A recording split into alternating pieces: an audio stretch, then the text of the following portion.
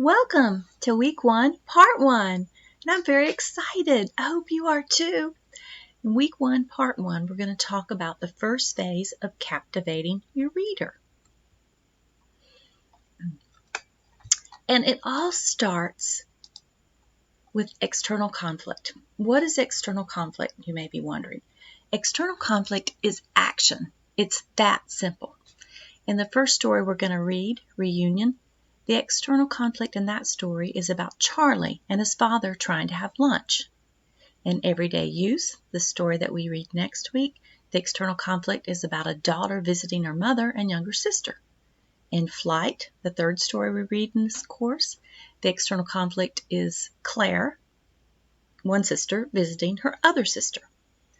It's that simple. It's just action. The crucial thing to understand, though, because we want to captivate the reader, is the internal conflict behind the external conflict. What's happening to Charlie, the son, internally while he's trying to have lunch with his father? What's happening to Mama internally while she's trying to pacify her selfish older daughter? And what's happening to our character Claire internally while her sister repeatedly spurns her attempts to reconcile? Internal conflict is the linchpin to any great story. And it's as simple as man versus self, okay? And I learned this from K.M. Weiland, a wonderful author who's written many novels. She's actually the author of Creating Character Arcs. And she writes about the difference between what a character wants versus what he or she needs. And this, for me, was watershed. This is a huge moment.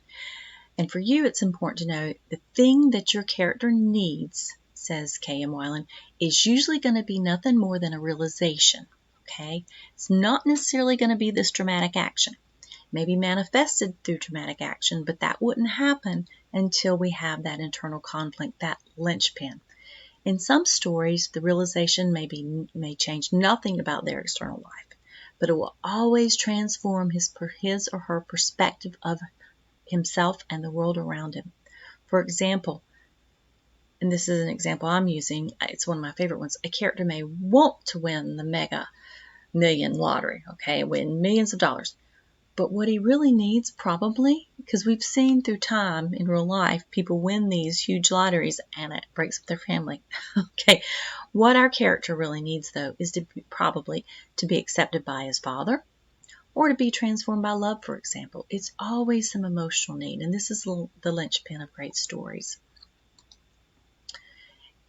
Internal conflict and reunion, the story we're going to read this week, what Charlie wants is a relationship with his father. And spoiler alert, okay, I'm going to go ahead and spoil some things for you. I hope that doesn't change how you appreciate the mastery of the story. Is Charlie, in his case, what he needs to do is let his father go. And there'll be a slow realization of that throughout the story. In Everyday Use, the mother, Mama, wants to impress her older daughter Dee, but what she needs to do is appreciate Maggie, the younger, kinder daughter. In Flight, what Claire wants is a reconciliation with her sister, but what she needs to do is realize that this is a long way from happening. For now, she's got to push down her sorrow and move on. In a really famous story, The Lady with the Pet Dog, Gurov, the main character, thinks he wants a fling in Yalta, okay? Because he is really a reprobate at the beginning of that story. But what he really needs to do is fall in love for the first time in his life, and he does, okay? And that makes these stories beautiful because there's this reality out there. You, as the reader, sometimes knows that before the character does. And it's wonderful when that happens. It makes for a really memorable, satisfying story. Where do stories start? Well, stories start with a premise. Okay, you have to have a really sharp premise. For me, it's kind of like the seed of a story, okay? And a premise has to be something that interests your reader too and intrigues them. I've read stories before that didn't start with probably the most intriguing premise, but the characters and the way the author handled that premise intrigued me and made me not want to put the story down. So what we've got to do here, we've got to remember one thing. You can take your premise from real life. You may have a story that you want to write about. You may have an idea, rather, for a story that you've wanted to write about all your life. That's great, but we must remember what Tom Wolfe said, okay? The problem with fiction is that it has to be plausible. That's not true with nonfiction. Okay, and I have taught flash fiction many times, and I've taught the short story too. And many times someone will come to the class and say, hey, I've got this great idea. This happened to me. Okay, and I want to turn it into a story.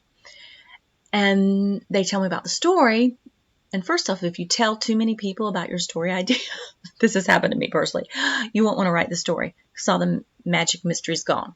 So this young woman in my story, she told me about the most implausible thing that I've ever heard of. Okay, it was like 3 of the most insane things happening in her family.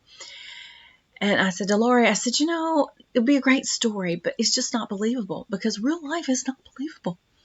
I mean, if you told me that aliens came down and had lunch with you yesterday, I might be inclined to believe you, right? But if you put it in a story, then you're testing all elements of what I know to be a plausible story. So it's kind of hard to carry that off. So what you need to do, a premise is a promise. It's a summary on the back of a book. A premise entices us to read the story. Now, if you're writing a science fiction story or a story about aliens, you can test the limits of plausibility. What you can't do, though, is play with emotional plausibility. It needs to be emotionally plausible. Would someone really feel that way? This is kind of the trick. And this is when I ask you to sort of put yourself in your primary character's mindset. And that's where stories get really fun, when we start to imagine what our characters would do. Okay, the premise of Reunion, the story we're reading this week, and I don't know that. I don't know what John Cheever, the author, I don't know what his premise was. I know he had an idea for a story, and I have a feeling it went a little something like this. A son yearns for a meaningful relationship with a father he hasn't seen in 3 years. Okay, so we've got a character, we've got a problem, and that's really all you need for a premise. You've got to have a character who's got to solve a problem, and the problem needs to be urgent. If somebody hasn't seen their father in 3 years, I would say that's a pretty urgent problem, wouldn't you? So it needs to be urgent. It needs to have some urgency to it. Now, your premise. We generate our premise. Where do they come from? We generate a premise from triggers that inspire or intrigue us. They can be inspired by real life, the news, a family story, an event from your own life, or it can be conjured up by your imagination. It's probably very likely it's going to be a blend of both. It's going to be something you think about, and it's going to take elements from your own life because you've got to give that story legs. And the best way to give your story legs is to put a little bit of yourself in your character's mindset. Now, if you draw your trigger from real life, again, you must be flexible about changing things, okay? What really happened is not important unless you're writing a memoir.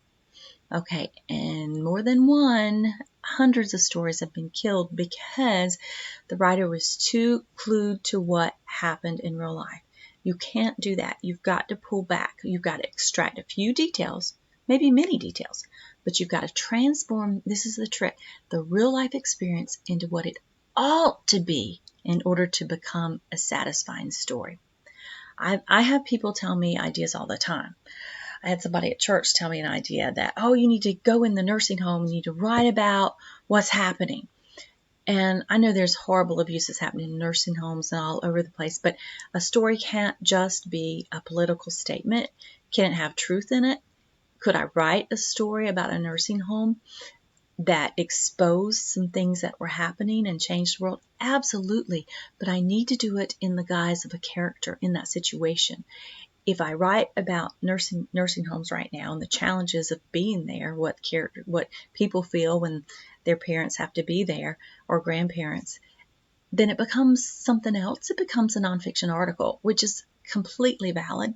And a lot of stories probably make that turn and they become a nonfiction article. But if I'm going to write a story about a woman in a nursing home who hasn't seen her daughter, say, in a couple of years, and you don't think that can happen, well, I think you guys know this does happen, sadly. But if I give that story legs, what I would do is I would become a little bit of that character, whether it's first person or third person, and we'll talk about point of view later, but I would make that story unique by a certain experience in a nursing home. I wouldn't try to address nursing home problems across the board because it couldn't be done, not in a 3,000 word story. Okay, so that's just an idea. How do you get your premise? Again, there's 2 elements in a premise. It's really, really simple. A character plus an urgent problem is a premise. Now, we talked about this before. While it's tempting to write a story about a man who wins the lottery and solves all his problems, these stories are never satisfying to the reader. Why? It's actually pretty selfish. It's pretty easy for us to understand, too. That's not going to happen to us. We're not going to win the lottery, and it's not going to solve our problems. Okay, we want to see the reader craves tension. They crave something else. The understanding of this character and the circumstances in their lives are not perfect. The reader wants to grow and change along with the character. And if you award that character millions of dollars in the lottery, you've taken the initiative away from the character to change their life. And you can't do that. Your reader doesn't deserve that. Your reader deserves something better. So, what I propose, you can choose any premise that moves you. And in our class resources, I have a whole sheet called Creating Your Premise, which gives you bukus of ideas to choose from. You can choose any premise that moves you, and I can help you shape that into a story. I'm pretty good at structure because I've studied this for a long time, but I make a recommendation for you. Choose one based on the aftermath of a traumatic or emotionally distressing event. Okay, a little bit like what Cheever did. You know, the aftermath of him not seeing his father in 3 years, that's what Reunion is about. We're dealing with that. We're not exactly addressing all those things that happened in the past. We're dealing with the aftermath of it. Aftermath stories, we'll call this style of premise the aftermath. They appeal to readers across the board because these things will happen to everyone at some point in their life. Okay. Now, I know you're thinking, that's surely been done before. Okay, if I choose something based on, the last straw argument between a man and a wife, or a bad accident, or the aftermath, as I did in my story Golden Delicious about a spouse losing their spouse, that's been done before. Well, my answer is, of course it has. This is why these kind of premises are so popular, and there are countless stories about that. The Great Gatsby novel is about a guy losing a girl. Okay, there's 1,000 variations on that sheet of music. So a tried and true premise will be made unique by your experience and imagination. So again, look for Creating Your Premise, which is a class resource. That will provide you some help. The premise by itself isn't the setup, but it leads to your setup. It gets us thinking about what your setup can be. Stories are about change, a before and an after. The setup highlights the before. We need to know what a character is like when they begin their journey so that we will have an image to take with us and compare with the after at the end of the story. Your setup should reflect what your character wants. Okay? So, the setup is taken a little bit from the premise, okay?